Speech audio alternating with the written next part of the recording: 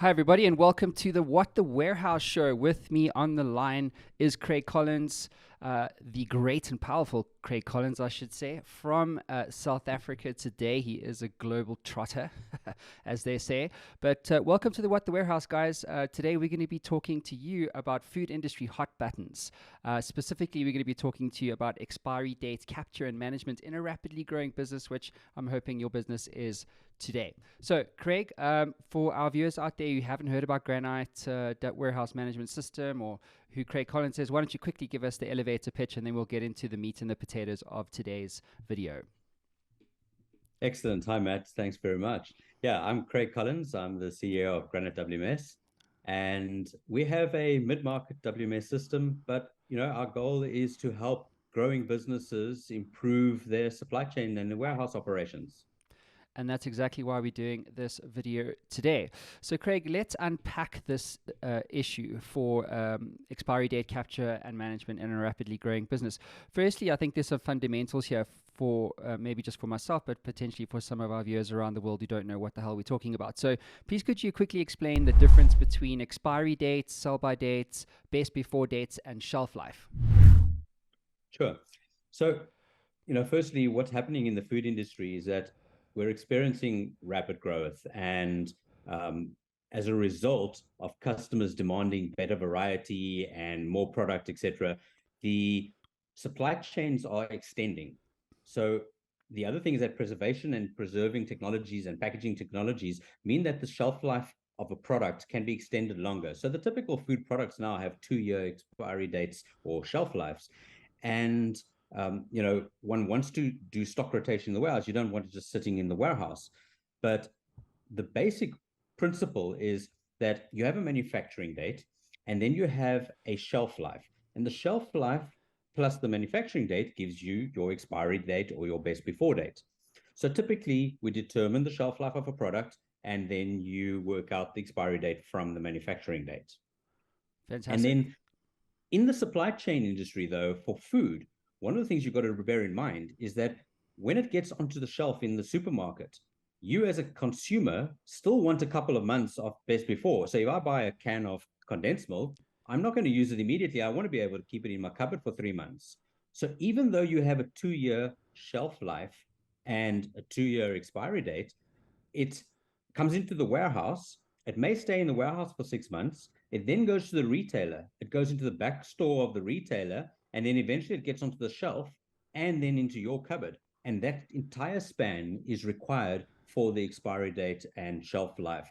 So it's not like you've got 2 years in the warehouse. You've got 6 months in the warehouse, and then you have to get it out to your customer. Fantastic.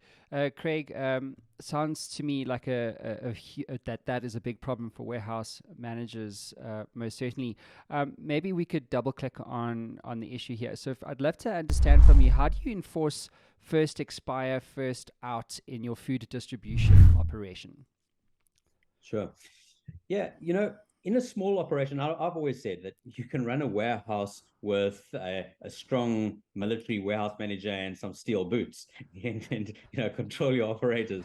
But the reality is that in a small warehouse, clear labeling, lots of space where you can actually put pallets down and manage the rotation of the stock, it can be done easily. But as soon as you have more than a handful of SKUs, then a warehouse system is really the secret sauce. At the end of the day, you need to, on the warehouse system, be able to track both the receive date, the manufacturing date, and the expiry date. And you need that granular, so you need it at a pallet level or even a carton level. So you can't do that manually. You can try on spreadsheets and things like that, but ultimately that's why we have warehouse management systems. Exactly, and I hope that you've created one that can solve these problems, and you're not just playing lip service. we're actually go- Absolutely. we're actually going to show you how Granite's warehouse management system manages this whole process. But let's ask Craig a difficult question, and the question is: can you combine expiry dates and lot numbers together in the food business, for example? So, you know, people who know me always say my answers are yes. but, but there's always more complexity than that.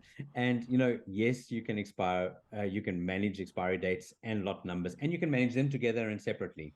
One's always got to bear in mind though that a lot or batch number is given to the product during the manufacturing process, primarily for traceability and linking back to the raw materials and the input products.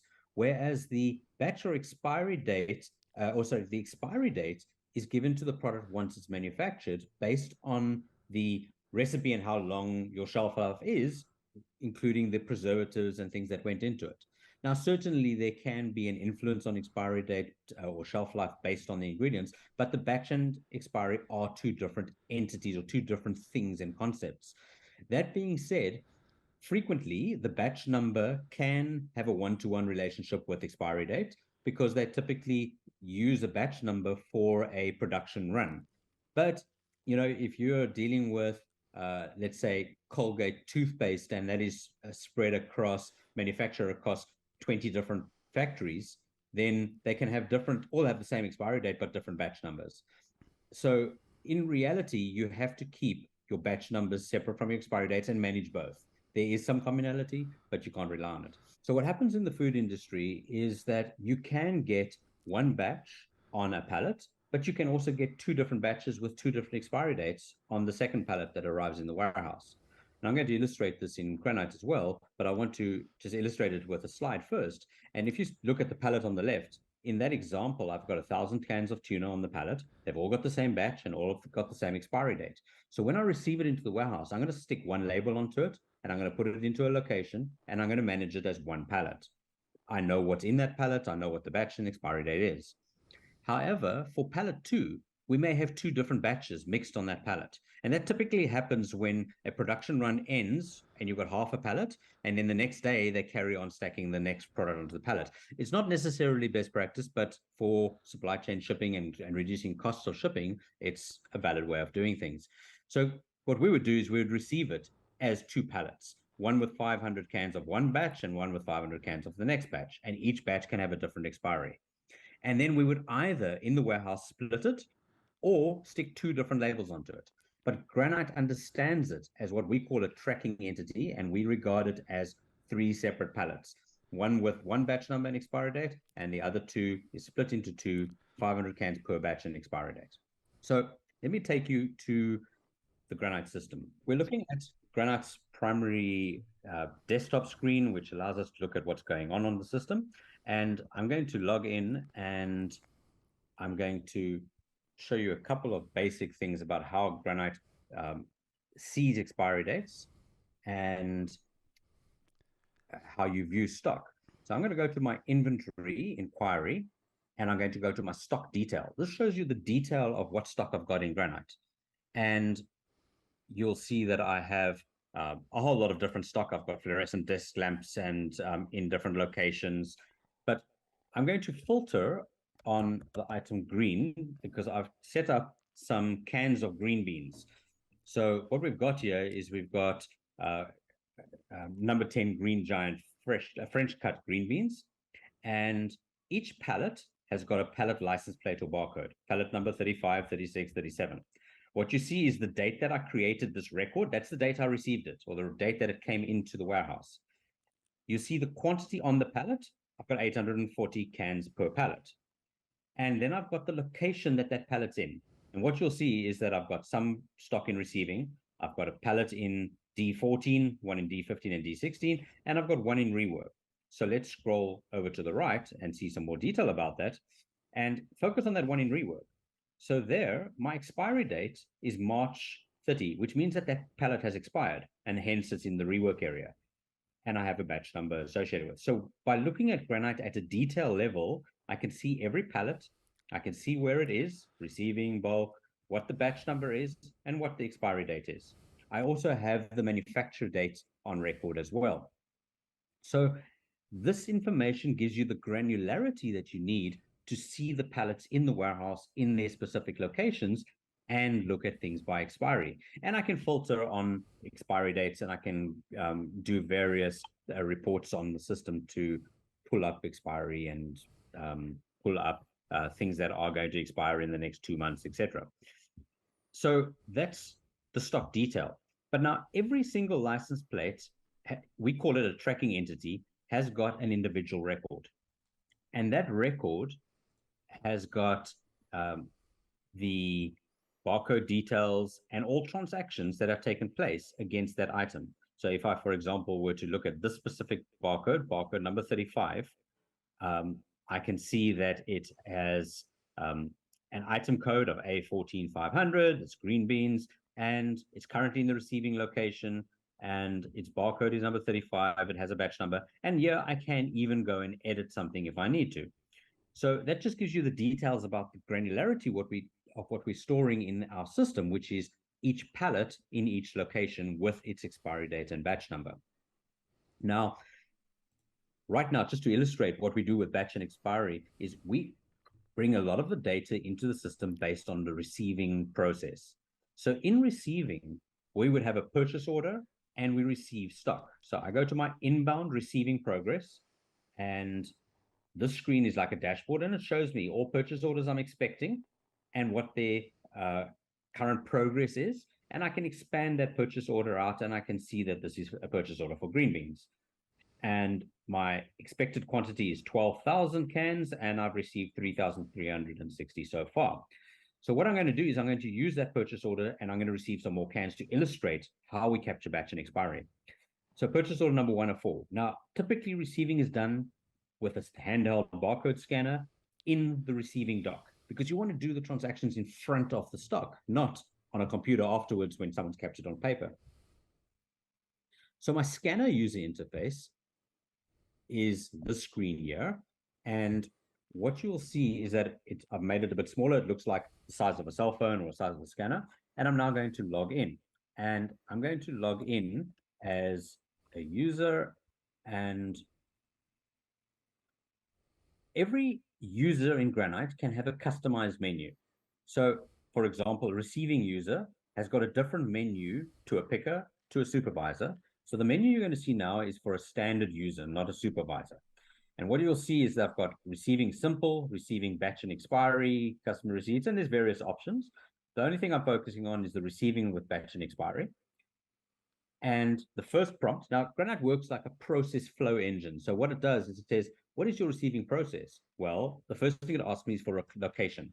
And the reason we do this is to keep the user interface as simple and clean as possible, because our operators are receiving operators in warehouses. They're not accountants. They're forklift drivers. So the only thing it asks you is to confirm the receiving location. And in this case, if I've got more than one, I could scan a barcode, I could default it, or I just press enter to accept that receiving. Now it's asking me for my purchase order. So in my purchase order, I'm going to type in from the delivery documentation, and it's number 104. And it's showing me that I have one line on that purchase order, it's the green beans, and it shows me the progress I've made so far against receiving. So I know I have to receive more of the stock. What's the stock code? Now, typically, I would scan a barcode on the product. So the retail barcode that sits on the can of products, or the supplier's barcode on their pallet, is what I'm going to scan to identify the product. If I don't know it, I could type it in, but my code is A14500, and I'm going to identify it. It says that's fine. It's if it was the wrong product, it wasn't on this purchase order, it would give me an error. But now it's asking me for the batch number. Some people call it a lot number, some people will call it a batch number. I'm going to specify a batch number, which is typically read from the product in front of me. So I'm going to say that this is batch 2022, and its Julian date might be G102. So that's a batch number. Now, companies make up batch numbers. So if you're manufacturing, you may use the date. You may use the date plus your production line. You may suck a batch number out of your thumb. But the reality is, as long as you can attribute a number that groups the product you made on that day or shift together, that's your batch number. So I capture it. That's the only time I need to capture the batch number, because from now on, whenever I pick this product, I know what the batch number is. And whenever I move it, whenever I do anything with it, I know what the batch number is. So the next thing it asks me is for the manufacturer date. And I've defaulted it to the it's asked me for the manufacturing date, and I defaulted to today's date. However, I could be typing in a date. I could be calculating it from today minus 30, or however I've received it. So I'm going to just say that my manufacturing date on this product was in September, and it was the 30th of September, and I captured that as my manufacturing date.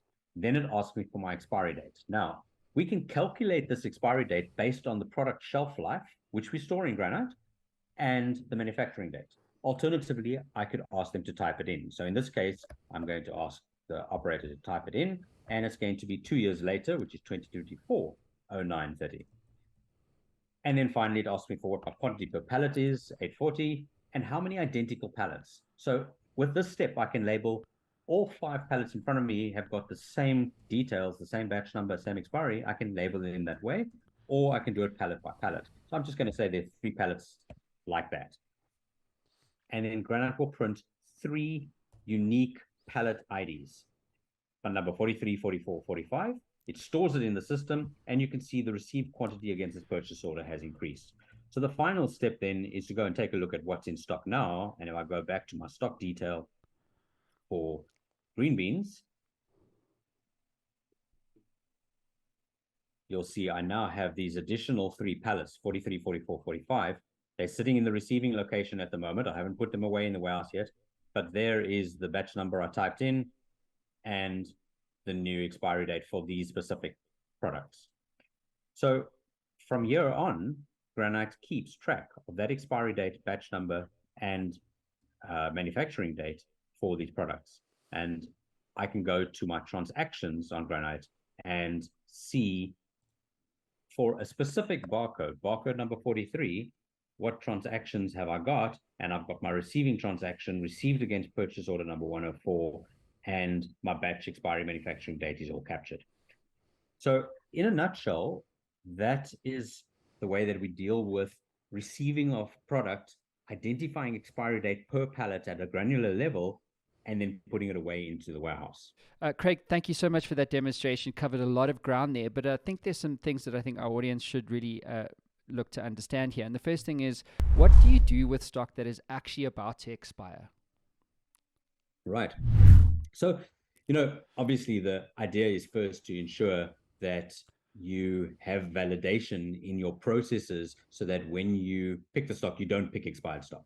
But obviously, if you can identify expired stock in advance, you don't, you want to know what your expired stock is in the warehouse well before it expires. So what we do is we manage the stock with these this granularity level, and then we allow the operators to look at the data as to what stock is going to expire when, and we have really clever reporting around how soon something's going to expire so that they can take real action for it. But, inevitably, stock on the shelf is going to expire.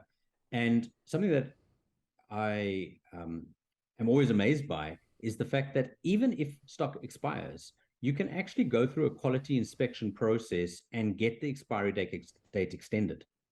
So conceivably, the fact that an expiry date is or shelf life is 2 years doesn't necessarily mean that the stock is bad, and hence, leaving it in the cupboard for an extra month and then still eating it is not necessarily going to make you sick. But it is possible to inspect the goods and then readjust your expiry date. So we have these processes within Granite to be able to change the expiry date or to scrap the product if it's expired. And then really importantly is to report on it. So one of the real challenges you really have is that different customers or customer categories demand different shelf life on the product before they receive it. So for example, one customer will receive something as long as it's not going to expire in the next 3 months. Another customer will not receive it if it's expiring in the next 6 months. So that tends to be a property that you keep around the customer, around the retail category of customer, that if I'm going to ship to Walmart, I know I have to give them 9 months of shelf life.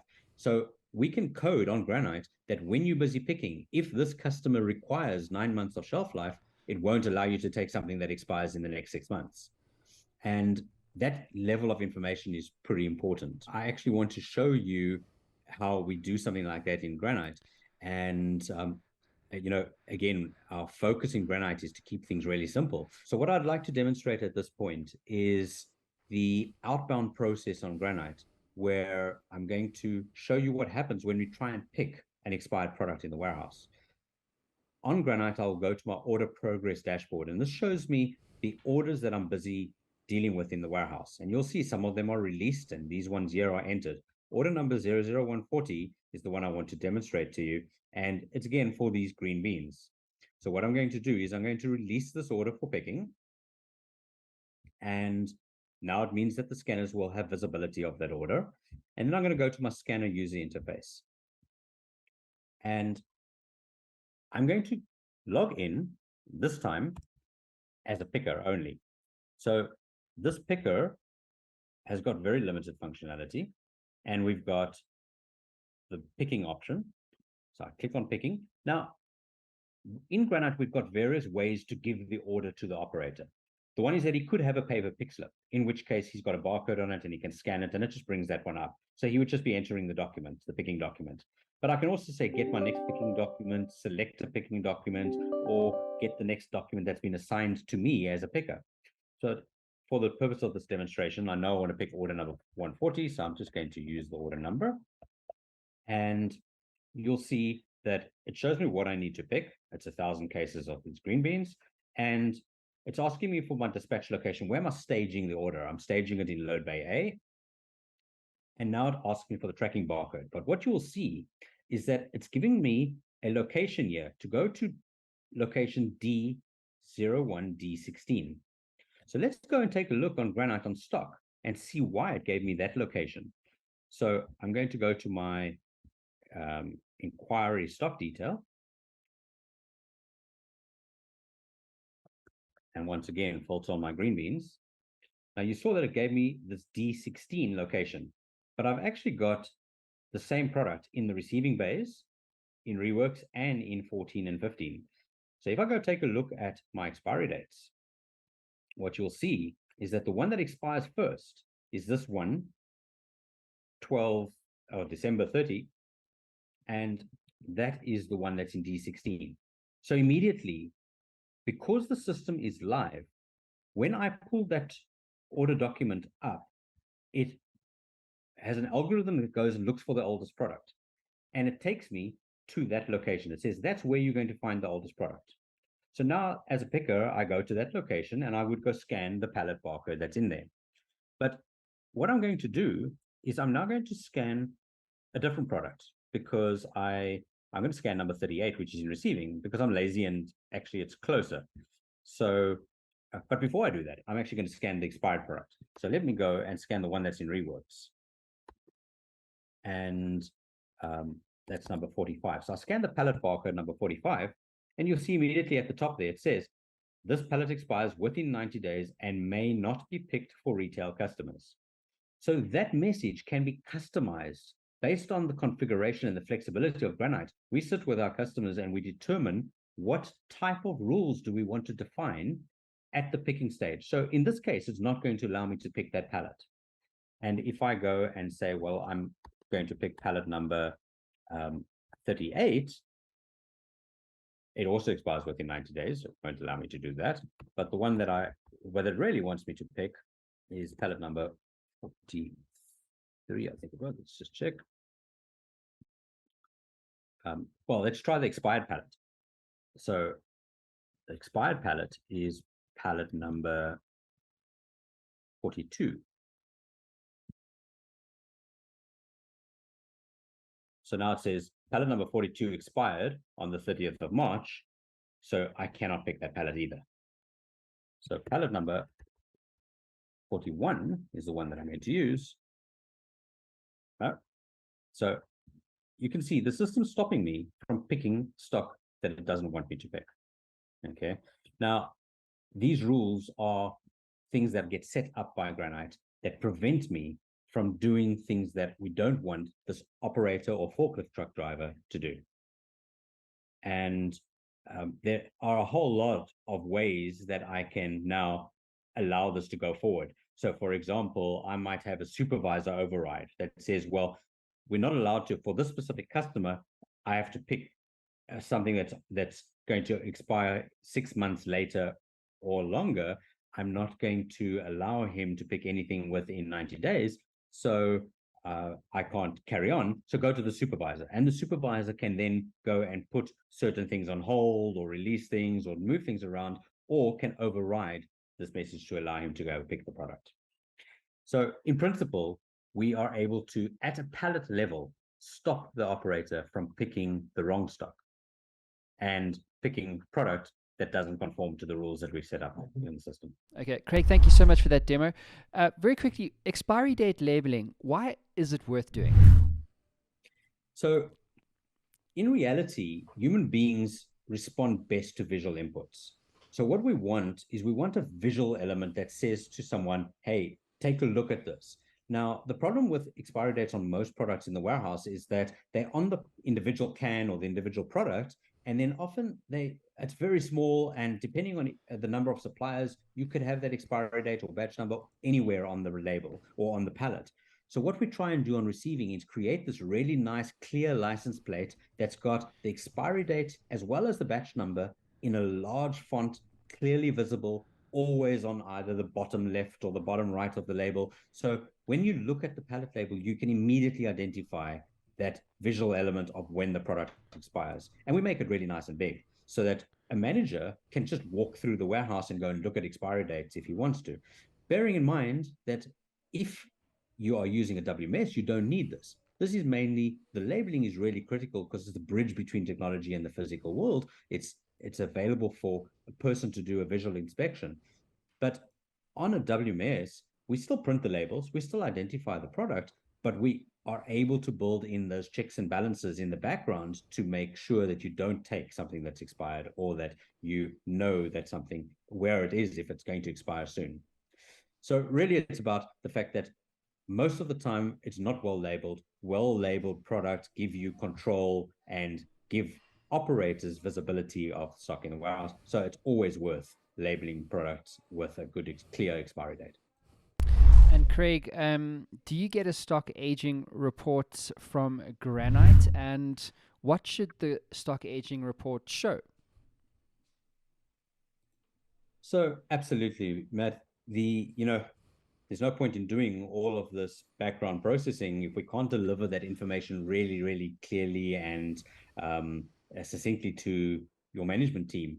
And what we always want to bear in mind is that you are able to, if you know that something's going to expire in the next month, you're able to put a special on, tell your sales reps that we really need to move this product. So what I'm going to show you is an example of an expiry report that Granite sends out every Friday for a customer. So in this specific example, you'll see that I have grouped the product by category and brand, and that's because you want to be able to send this to the representative who's in charge of the different categories or the different brands.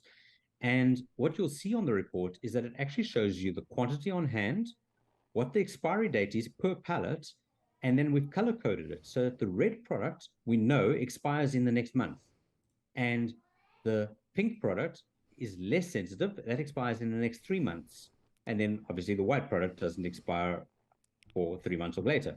So just by looking at this report, you can see the expiry date. You can also see when the product was received.